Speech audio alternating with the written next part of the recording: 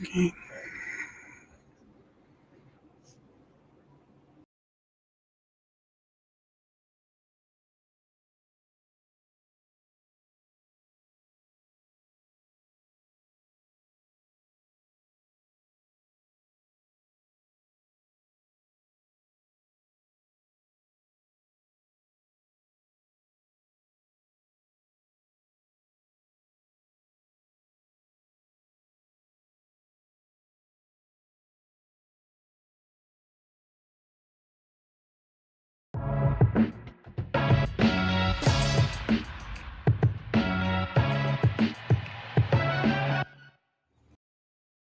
Hello everyone, how you doing? Oh wow, I think I might be a bit too loud there, but hello and welcome to another edition of not another edition. This is probably the first one because I don't usually do lives on the Heinz Report. I usually have it pre-recorded, but this one is kind of a new thing I'm trying out where it's more breaking, it's more instantaneous to because um, there are cases that are decided just like that that may not need a comprehensive update or a comprehensive deep dive or something like that. So this is kind of that live stream to really get into that, to really, you know, flesh out. I think that's the word, flesh out that feature. But nonetheless, I'm very happy to see everyone once more, and I am really looking forward to this stream. I'm going to read a couple of the chats because a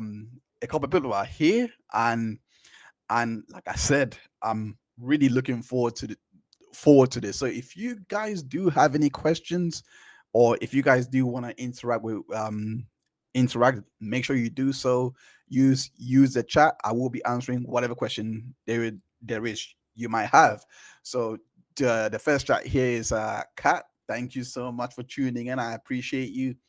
Um yeah, so um like I said, this is a very important case for so many reasons, because if you have not followed what's been going on Twitter, Taylor Lorenz is one of those journalists that love to make a lot of, I would say, claims, and you might find yourself wanting as to, hey, what's the what basis do you have to say all these things? And usually it just it lacks substance, it lacks basis, so to speak. So it's this case, it's monumental because for those that don't know and haven't been been acquainted with my channel, um in terms of covering this case, I have covered it from the beginning. So it's from the first amendment that she done, covered that,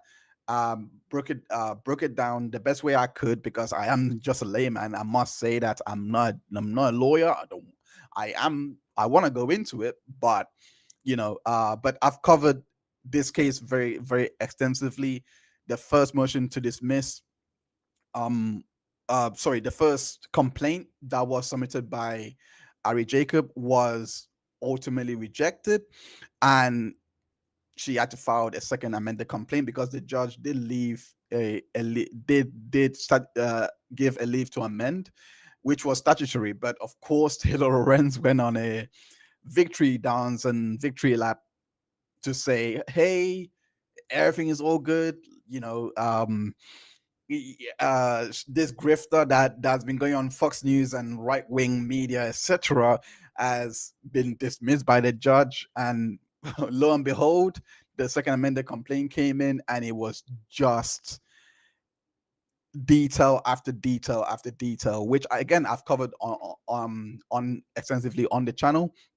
The there's a playlist for it. Do go check out the playlist for the Ari Jacob and the Taylor Lorenz case if you want a comprehensive deep dive, because the things that came out in the second amended complaint is really damaging for Taylor Lorenz. But fast forwarding to today, one of the claims stuck because five statements out of 12 survived the initial complaint, and the amended complaint, only one statement survived, and that's what we're basically gonna go through in a bit of a background. So let me just get that up. So while I do that, and while I go into this, while I do that and go into this, I'm going to, one second. There we go. There we go. I'm such a boomer right now. Right. So right before I do that, I'm just gonna wait for a couple more people to join. Because I believe uh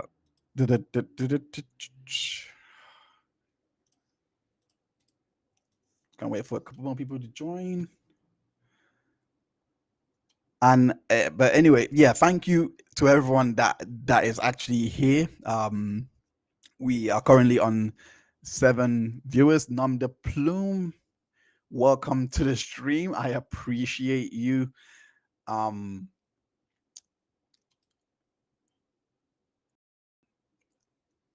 on, let me just, yeah.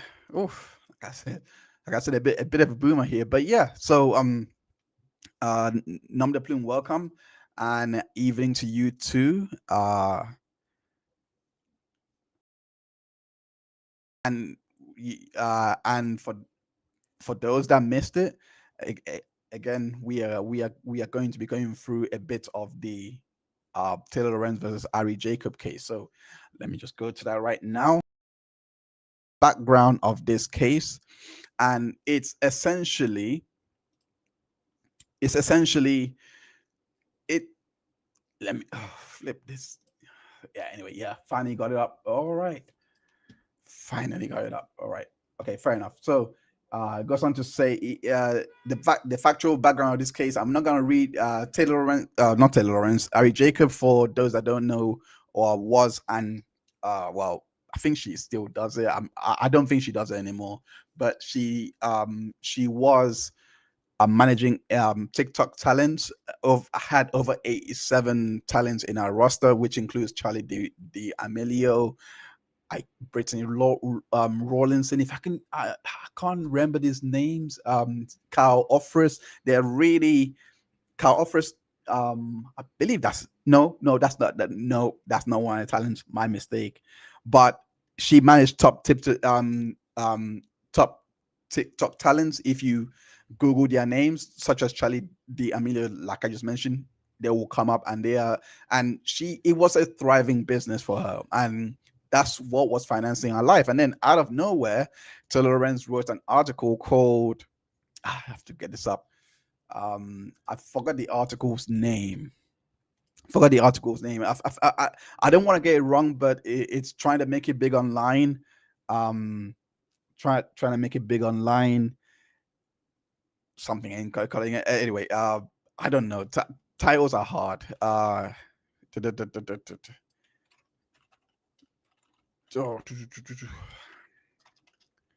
That's the one. Trying to make it big online. Gain sign isn't everything, and it was published by the New York Times, who are also listed as co-defendants on this particular case. And Lorenz, she calls herself a journalist. I disagree vehemently, because well, if anyone's seen her work, it pretty much speaks for itself. Now, to be fair though, I don't think that she wasn't that bad starting out, but she has really descended into the pits of the abyss. And I'm referring to Taylor Lorenz in this case. But yes, so let me just go back to the chat. A couple more people are here. I'm gonna say hi to Jelly Bean, Yelly Bean. Your name is actually very, very fluid. Welcome to the stream.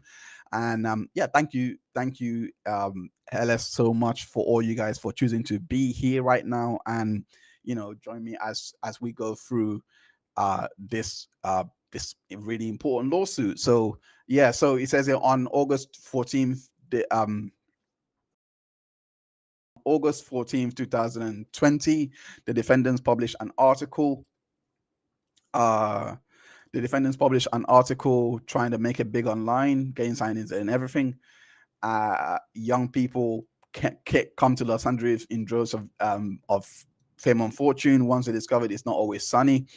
Uh, yeah, so I've went through the article, the original article. So it's on the first complaint. I wish I can.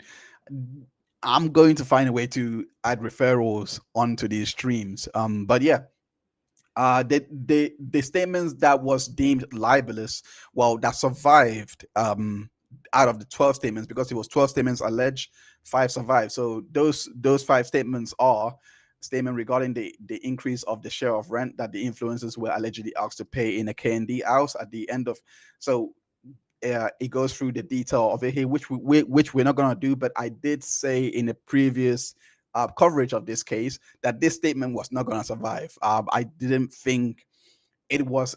I mean, yeah, the proof that she presented did actually show that there was nuance, but because it was opinion, I guess it was a bit protected.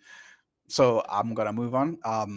Statement 8, quotes from Tiana Singer, a TikTok content creator whom the article was managed by influencers and Amara Salam Singer.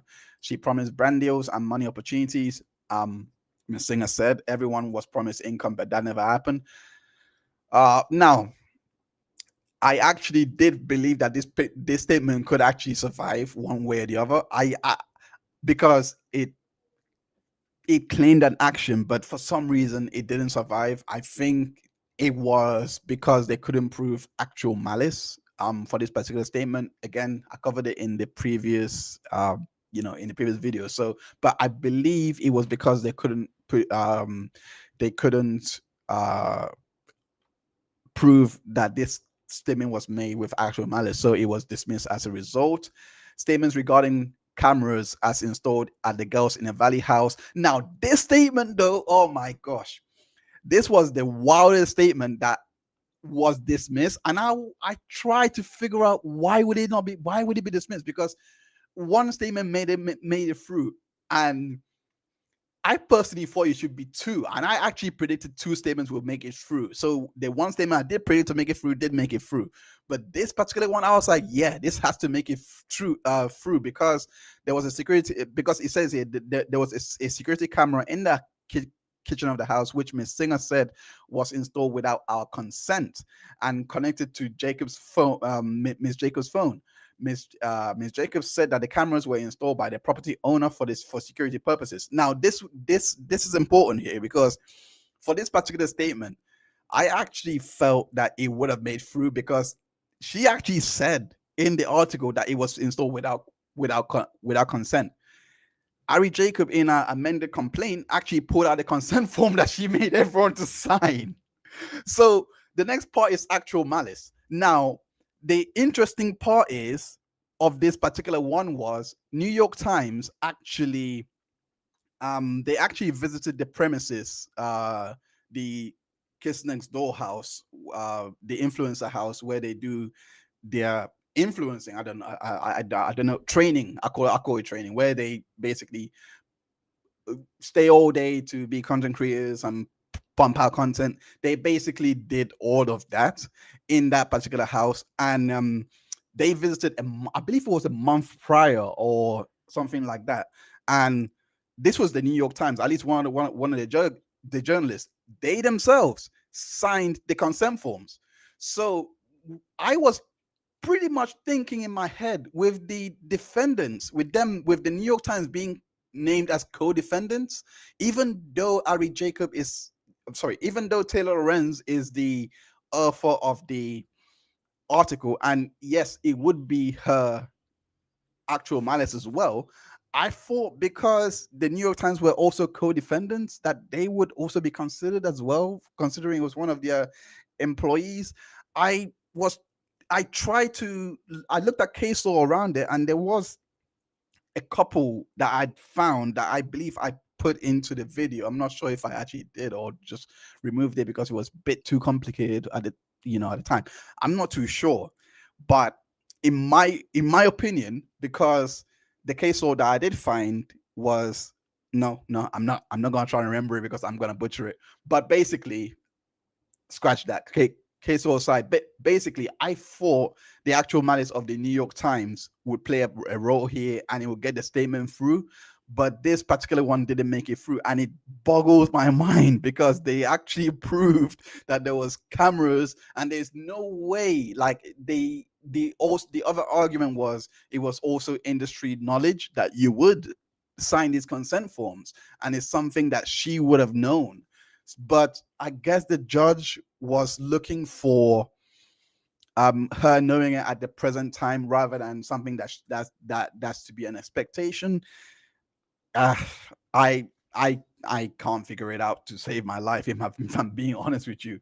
But yeah, this one didn't make it through. Statement 9 did not make it through. However, statement 12 did make it through. This was the other statement that I created that would make it through. It says statement regarding the photos of Devion Young, an influencer and former client of Jacobs. Says it goes on to say, right before we parted ways, she leaked my nudes and sent them to business partners, people in my house, and potential investors to slander my name, saying I was unprofessional. Mr. Young said. Ms. Jacob informed an internal consultant of the picture's existence. Miss Jacobs' lawyer wrote and clarified that she did not publicly leak the nudes.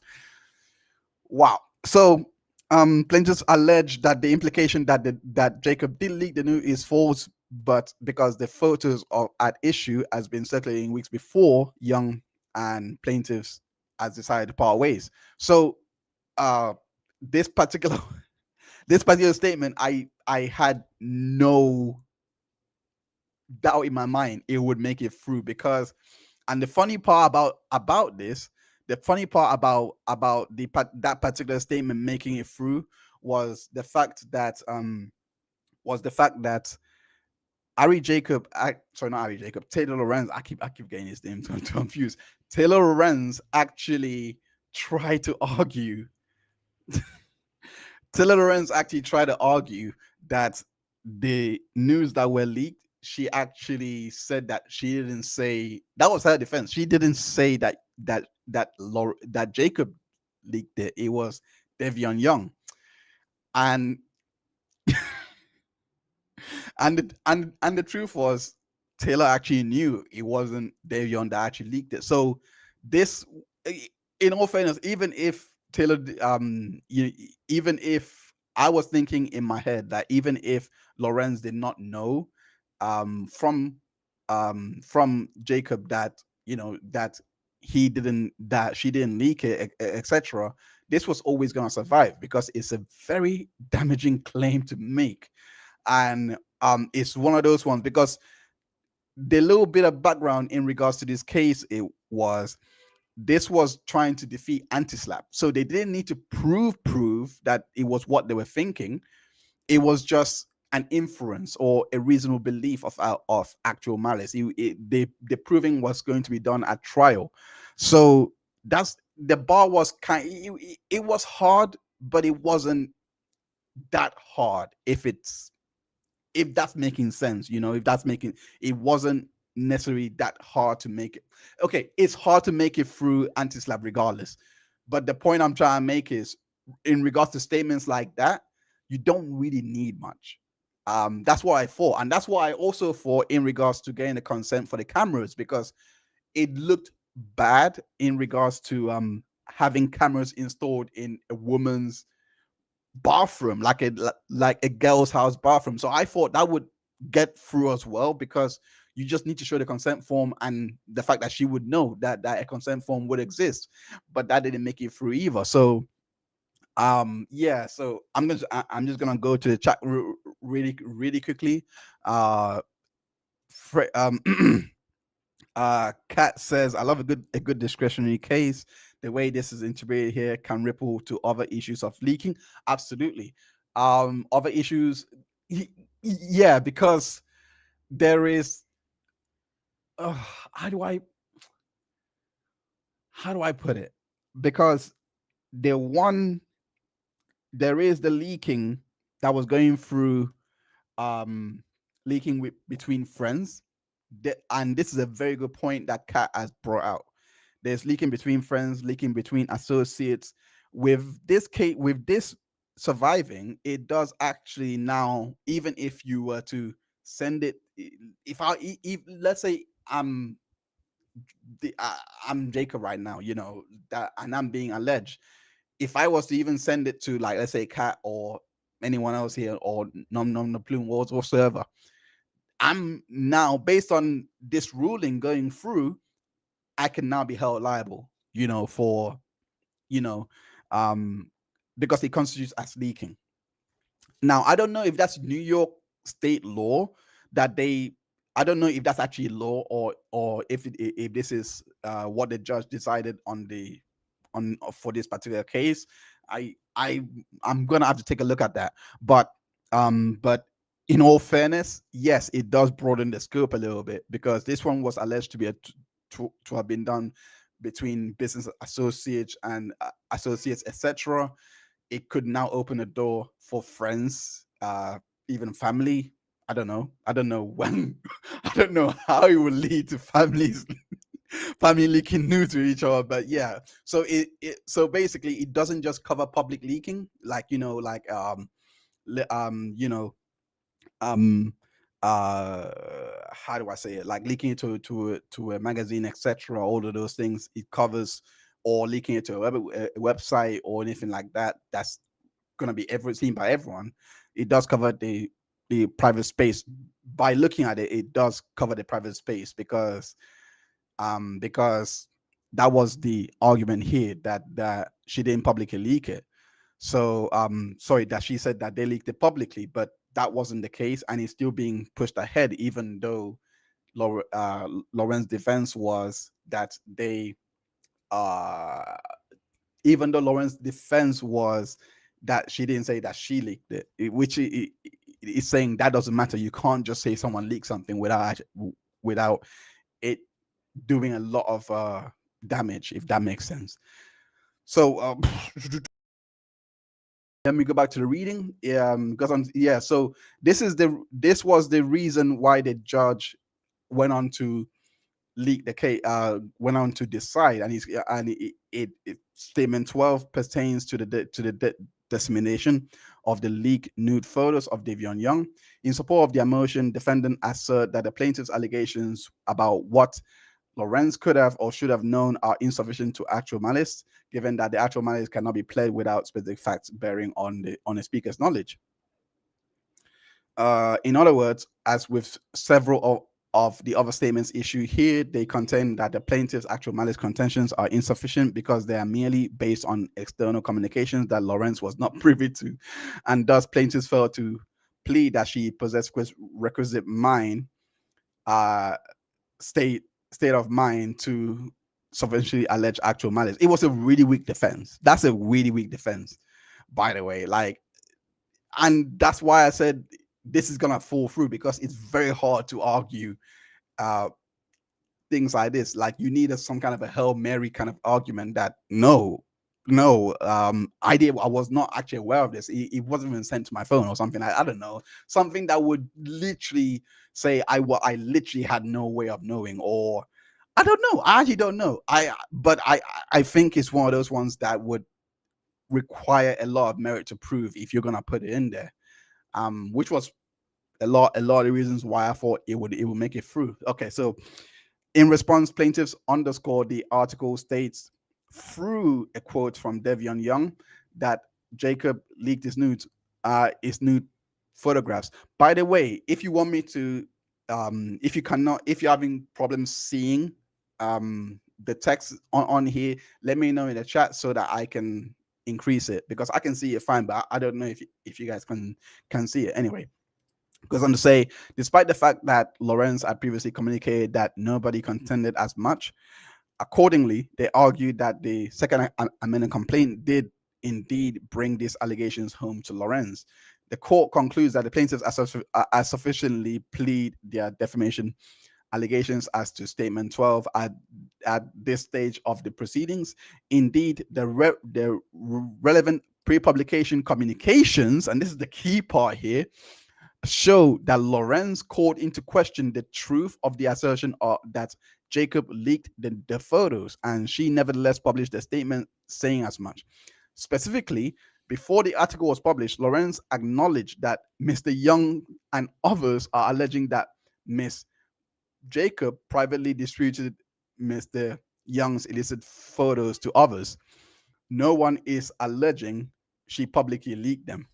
See, that's what I mean. It was the weakest defense because it just plays right, and it's it's it's. I don't know what to say. I really don't know what to say because she, it, yeah, there was no way she was gonna get away with that. What kind of defense is that? No one is alleging that she leaked them, publicly leaked them. That doesn't matter. Like you, she.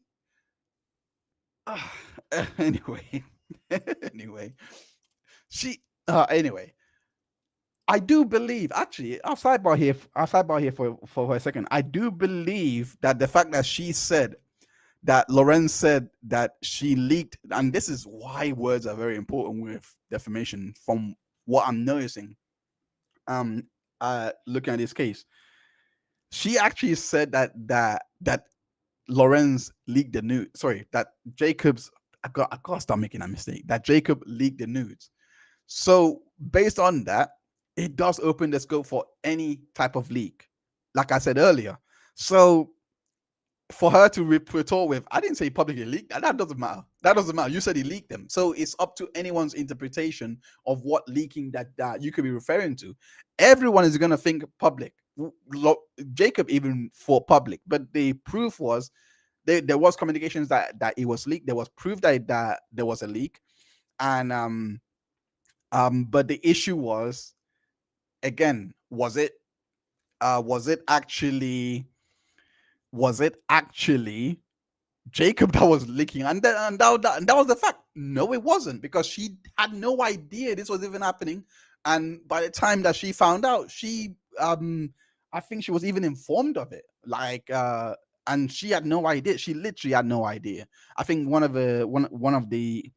uh one of the business associates found that was the case and was like, yeah, okay, um wow. And I believe, yeah, so I believe that was it, but it was leaked by somebody else. But Lorenz says that Jacobs did it and just said it was leaked. But if she did say she publicly leaked it, that's even worse. Sorry, if she said she publicly leaked it, that's, again, that would be bad. If she said privately leaked it, then it would have been okay. That's the way I'm interpreting it, because I do think that it really does depend what she actually said. So even though the substantial truth could have been, hey, Taylor didn't really do it, in terms of the actual malice, she didn't really have to know that Taylor did it. She just based it on what Devion said, because it's Devion that actually made the claim. But her problem was printing it falsely. You see, that's the little nuance that I'm kind of picking up here. That she put it in the article falsely. But it was actually Devion that actually said, yeah, she leaked my nudes. It was Devion making the assertion, but it was actually Lorenz that stupidly made it. So if she did say she privately leaked it, I don't think this would have survived, in my own opinion. It would have been a bit harder because, again, she said private, and she was relying on um on Devion Young's words. So yeah, going to the chat here, says Solo Dove says, "Oh, Lorenz messed up there. I hope they get all good details in Discovery." Same here. Same here. And I hope it's live streamed. I really do. I would pay. If it was live stream and Law and Crime was charging to watch, I would actually pay to see this, because I want to see how Lorenz act on the stand. Honestly, I want to see that so badly. Oh my gosh. That would be a dream come true, seeing especially how she, it's horrifying. Whatever, how that plays out. Okay, so uh yeah, the distinction is decisive here. Indeed, Lorenz laid out her understanding prior to the article's publication that leaking connotates sharing something with a broad audience rather than privately. Yep, yep. and that and no one alleged that Jacob had leaked Young's photos. Nonetheless, the article included a quote from Young, which stated that right before we parted ways, Jacob leaked my nudes and sent them to business partners, people in my house, and potential investors. That oh my god. Yes, yes. Let me quickly go to his chat because this one is very, very important.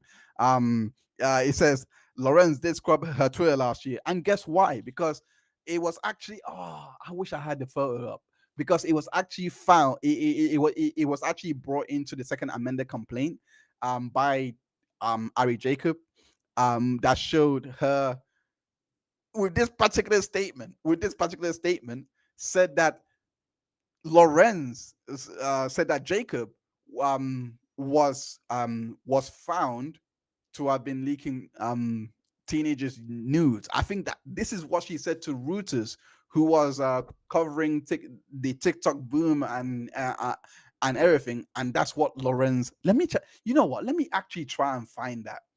Let me actually 1 second. Let me I'm just gonna take a quick sidebar, and hopefully I would find it. I will. Do you have time? No, no. Nope, nope, nope. Let's not get distracted. Let's not get distracted. But the tweet is there. Go check out the second amended complaint or watch the video breaking down the second amended complaint. Trust me, it's worth it. There's so much details in there that you will see why I personally felt two or at least three, because I was 50-50 on one of the statements, and that was the promised contract. Go to that because you will see why I really felt that that one may get over the line. But the other two I was really strongly about. There's so much proof in there of falsehoods. And it again, this case kind of highlights how much journalists can get away with, because it go because with the actual malice standard, it kind of goes with, it doesn't really matter if it's substantially true or not. Even if you prove it's not substantially true, you are if she had no idea, it could literally save her case. Like if she was relying on somebody that was the actual source, and she relied, like, I think Brittany Rawlinson, that statement was dismissed because of this particular reason. So Brittany actually lied. Brittany lied because uh I think she said, in regards to Gary Vaynerchuk, and her not knowing Gary Vaynerchuk as well, but she was selling it. It was, I think it was kind of in a false light, kind of not claim per se, but it was looking like that basically she didn't that basically Brittany Rawlinson was basically lying in the article, basically saying that Gary Vaynerchuk was not what was not that Lorenz was kind of riding off the coattails of Gary Vaynerchuk, and sorry, not Lorenz, Jacob, and Jacob turn around to say, no, we are actually like we've been longtime friends, that Brittany Rawlinson was actually there and received a call from Gary Vaynerchuk to actually say that Ari has been a longtime friend, and if she's taking a chance on you, then you're gonna go far. All these things, that, yeah, that even though that's true that she was lying, there was no actual malice there, because it was just a matter of Brittany Rawlinson's opinion, not necessarily Taylor Lorenz. And that's all Taylor Lorenz was actually putting into the article, her own opinion. So it is nuances like that journalists can actually get away with so much. But I'm glad that she couldn't get away with this one. Anyway, back to the so, nonetheless, the article included a quote from Young, which stated, right before we parted ways, leaked my news and sent them to business partners, people in my house, and potential investors. As published, the quotation suggested that Jacob did indeed leak the photos, and it distinguished this action from the private distribution to business partners and others. Given the circumstances and the fact that the purpose rule 12b6 is to test formal sufficiency of plaintiffs' claims, defendants' motion to dismiss as to this statement is denied. And that was the one statement that was denied. I'm going to go to read the camera installation because you need to hear this. The reasoning for this camera installation is the most interesting one to me, because it says plaintiffs allege plaintiff's allegations as to statement 9, which concerns the installation of a video camera in the kitchen of one of the influencer houses, are also dismissed. The defendants argue that plaintiffs tried to plead actual malice by alleging their communications with third parties, not Lorenz, established that the influencers had consented to the security camera in the GIV house, because plaintiffs failed to bring home the allegations to Lorenz. Defendants contend that the second amended complaint did not allege that defendants held subjective doubts about the truth of the publication. That's not a good defense, by the way. I personally don't think that's a good defense. Because I don't know. Anyway, it says it quotes New York Times versus Sullivan. So New York Times, I've been here before, and basically, anyway, plaintiffs respond by highlighting several facts set out in the second amendment complaints. First, everyone who entered the influencer house signed a release waiver, noting that the existence of video surveillance. Second, it was a common and well-known practice in the industry. Third, defendants knew from their communications with plaintiffs that the cameras were all in public spaces, which each individual was informed about, not in any areas where one would have an expectation of privacy. Example, a bathroom. Fourth, New York Times knew that Jacob disclosed the existence of video surveillance to entrance of their content creation houses as a reporter from the New York Times visited the K&D house in May 2020. So my bad. It was a few months before the article was published, because it was published in August 2020. So 3 months before.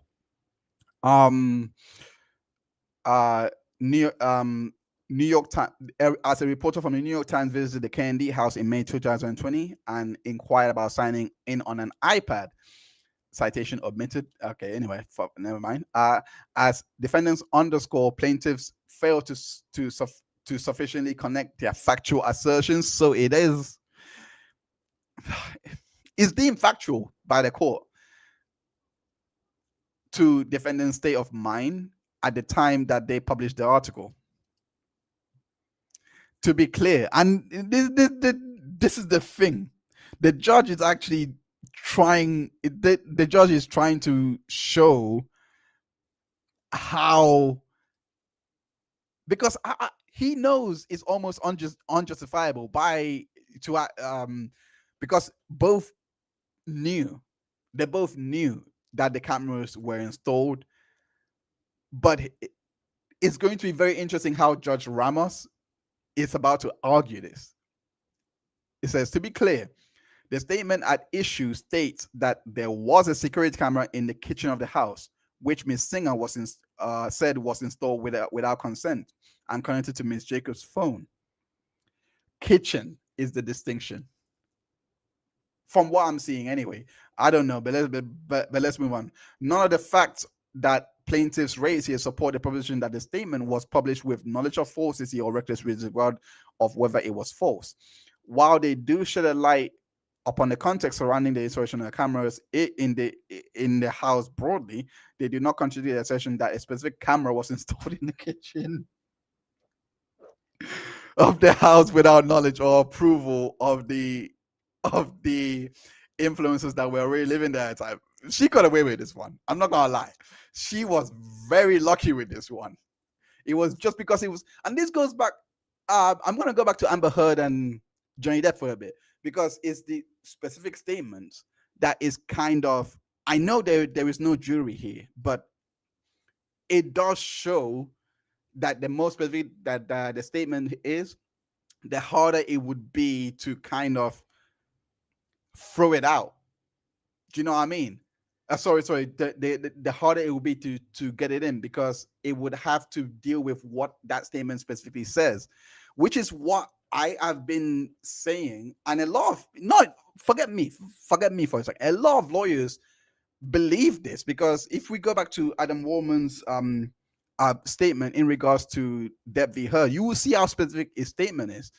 It should have been struck out based on opinion. It really should have. Like by the and looking here, that's what is literally suggesting, because the judge took the view here to say that it yes, there is a factual assertion that they were lying, but it was broad. Sorry, the fact that it was broad installation, yes, it does open the door for for it to be bathroom, etc., all of those things, because that's what the plaintiffs were alleging.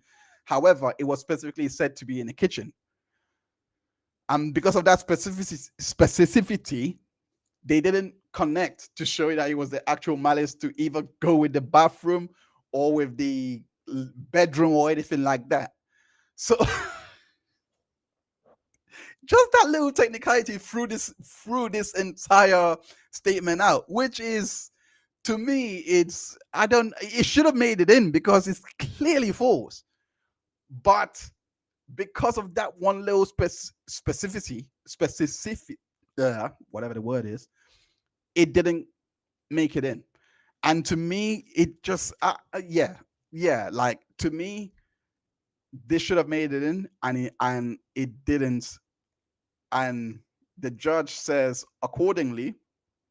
The judge says, in fact, in pre-publication communications, Jacob affirmed that there was one camera installed in the kitchen in June, July, for the safety of the individuals there, and she did not otherwise assert that the influencers agreed to his installation. It's just that one little technicality. So it became, so yes, the consent forms do exist, but because basically, in terms of Jacob installing the cameras in the kitchen, she was working off the idea that they have already consented to the cameras being there in the first place, um, in those private areas. But these cameras had to be installed, and because of that, that's the wriggle room that Taylor Lorenz had, and the judge kind of gave her the home run on it, because it being specifically in the kitchen does make that statement that they were made true, because it's found here that it was actually in the kitchen, and there it is. Even though it was for a short period of time, but that's the thing, they still consented to the cameras being there. It wasn't like they still signed the form to the cameras being there. The judge accepted it, but because the word installed was in it, they didn't accept to the installation, but they considered it to being filmed and all of that. Just not in. You see how crazy it is.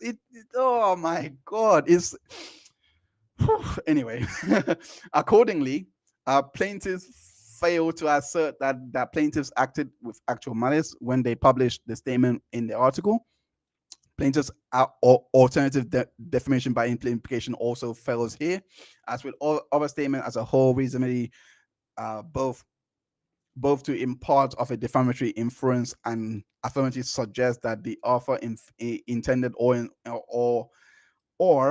endorse that inference. Now, like I said, so basically it went through the nudes. So basically the nudes went through, and and after it went through, Taylor Ari Taylor Lorenz came back with an appeal, because you can appeal. I believe it's 28 days. I believe, I'm not too sure. Don't quote me on that. But you do have a right to appeal, and they did appeal the decision, and and lo and behold, their appeal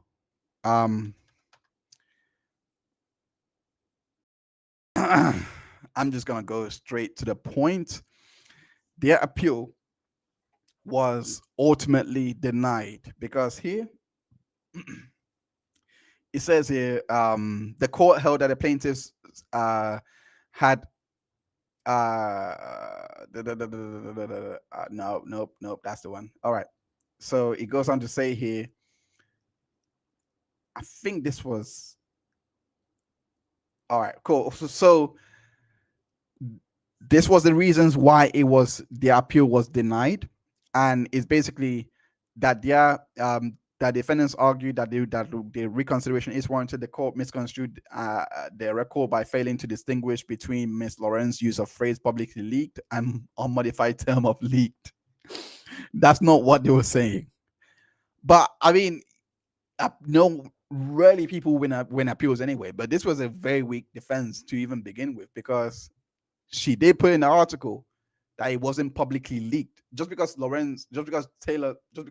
Jacob said it does not change what she said in the article. She said it was leaked in the article. The statement from Young gave a blueprint of the leaking. It doesn't matter what Jacob said, in my opinion. But anyway, according to the defendants, both parties understood the word leak just meant unauthorized disclosure. Really? You're gonna argue that? Okay. By contrast, the parties used the term publicly leaked to refer to a broader public disclosure. Based on this purported distinction, defendants assert that the court clearly erred in concluding that Ms. Red understood the word leak to be synonymous with publicly leaked. It is synonymous. Leak is the word, is the operative word. If you even want to stretch it further, by the people that was asserted to be leaked, it didn't have to be a media publication or anything like that. Investors, people within the industry, like, as she said, or like all those people, that's constitute the public. It's not really, in my opinion, it's not really private. If we want to go into the word public and what public actually means, I cannot consider my brother to be someone of the public, but I can consider a friend of mine, for example, to be of the public. If you want to make that distinction, there it is. In my opinion, family private, friend public. In my opinion, I actually don't know if that even makes sense legally, but I'm just seeing if he wants to really go through that. So there is nothing more public than investors, because they belong to a publicly owned organization.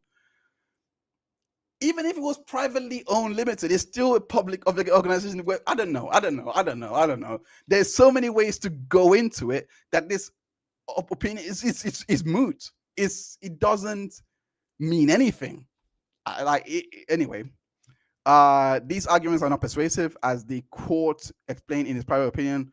Lorenz pre-publication messages distinguish between the allegations that Jacob privately leaked and distributed the photos and allegations that Jacob publicly leaked the photos. That's all. The communications revealed Lorenz's understanding that leaking connotates sharing something with a broad audience rather than privately, that no one alleged Jacob had leaked Young's photos, despite their understanding.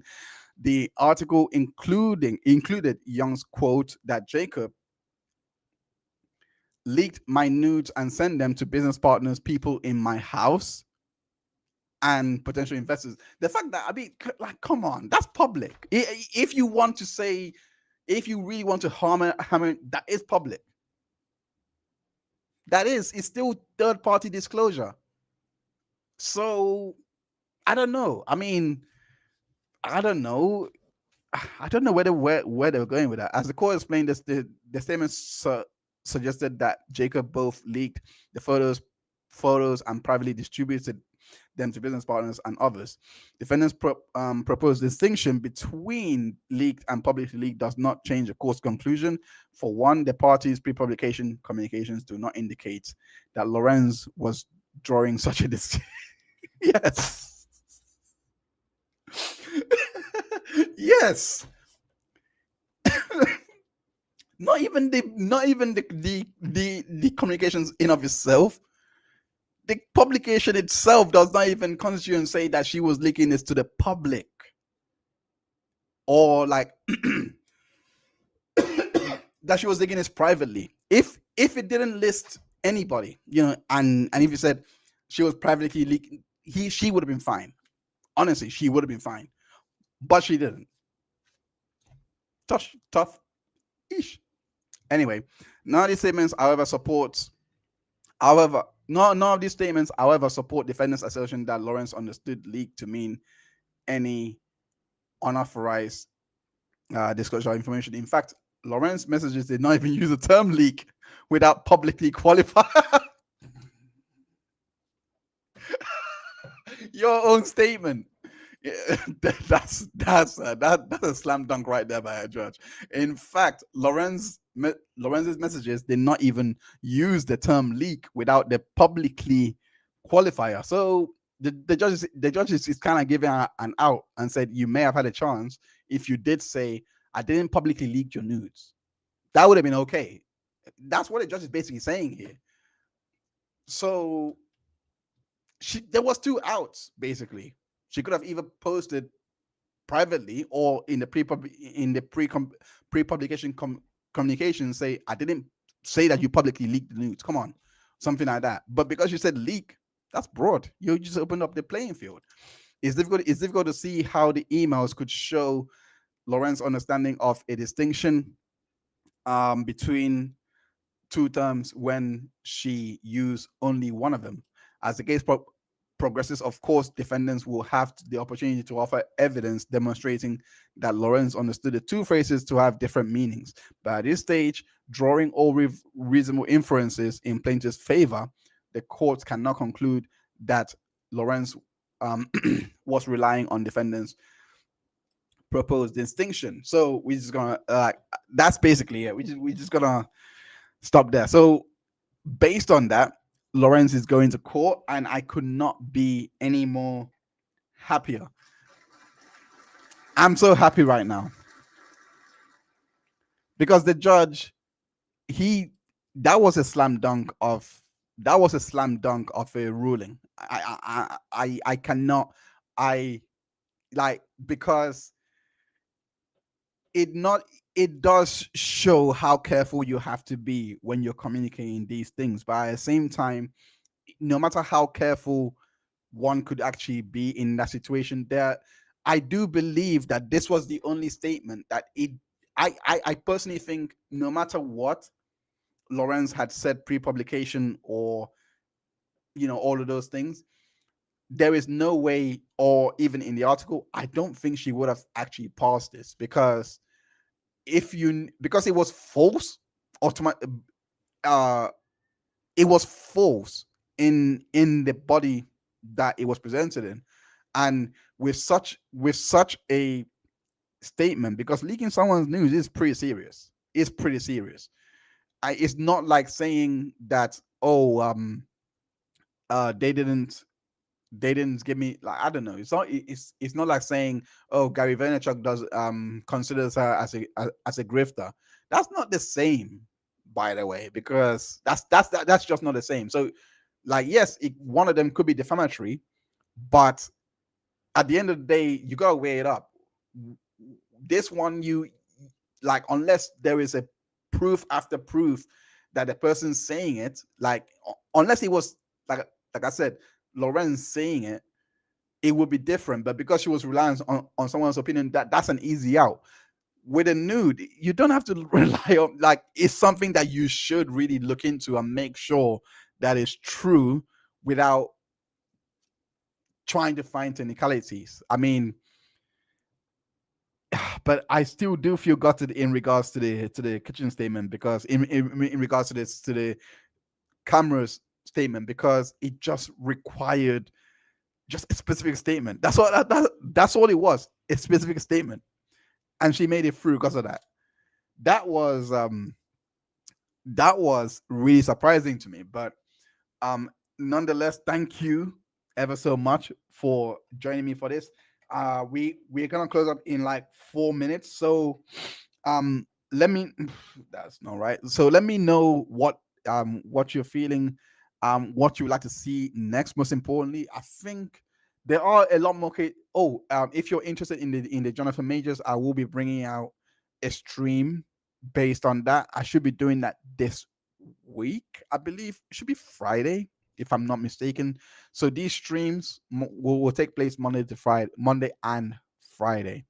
Um, so that's the one other stream that I have in mind, because but I don't know if I should do a stream on that or just go straight to, because that's just a motion to dismiss in the Jonathan Majors case. For those that don't know, Jonathan Majors, that was Kang the Conqueror, Marvel actor that was arrested for domestic violence and assault, etc. And it's taking wild turns, and we're gonna cover it. I'm gonna cover it in pretty soon. But yeah, but anyway, also a bit of updates as well. In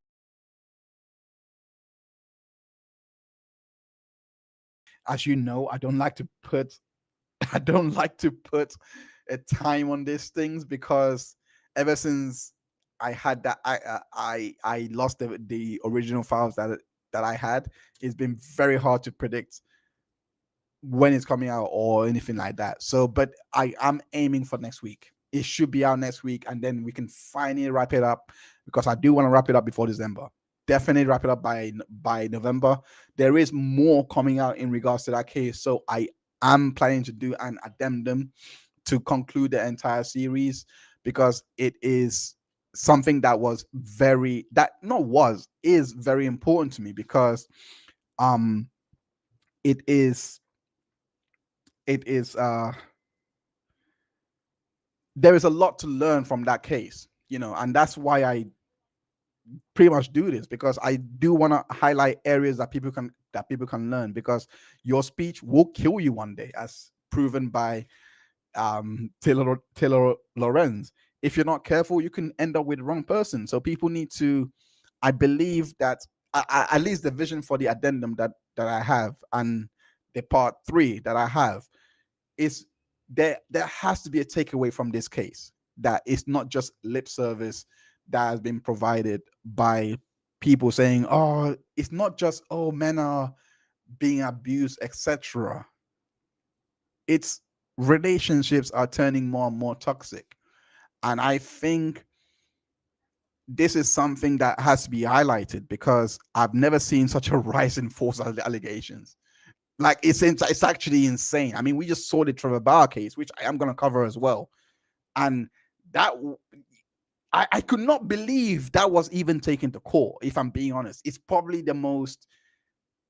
It's weird. It's and there is an underlying issue. It's not. Yes, men's issues have been, you know, dogged, and almost buried, but there is a really deeper underlying stories that perhaps the relationships that we're now putting out nowadays is getting a lot more and more and more toxic, and we're not realizing this, and we're just brushing it off as, oh, it's a women issue with domestic abuse, etc., or it's a male issue, or this and that. Numbers that are rising in regards to abuse, whether it's male or female, should actually be worrying, and not something that people, I don't know, man. I don't know. I'm just sick of it personally. I'm just sick of the current narrative that's going around. So do keep your eye out for that. Um I am officially a grifter. I just want to put out there. I am officially a grifter. And and if you've seen my Twitter, you will come to know why I'm a grifter and being regarded as a grifter. I'm not going to highlight it here, because I do want to end the stream on a good note, and I don't want to make this about that, because in all honesty, I can't be bothered anymore. There is just something. There is just so much a man can take, and I just can't be bothered. I just can't be bothered. Heck, who knows? They might even say, I'm victimizing myself." I don't care at this point. Say what you want. I'm going to grift, and I'm going to grift, and I'm going to grift. Call it what you want, but I know what I love, and I'm good at doing what I love. and I've never been to law school. 6 months. I don't know. You can hate that if you want, but the people that are here, I appreciate you for being here.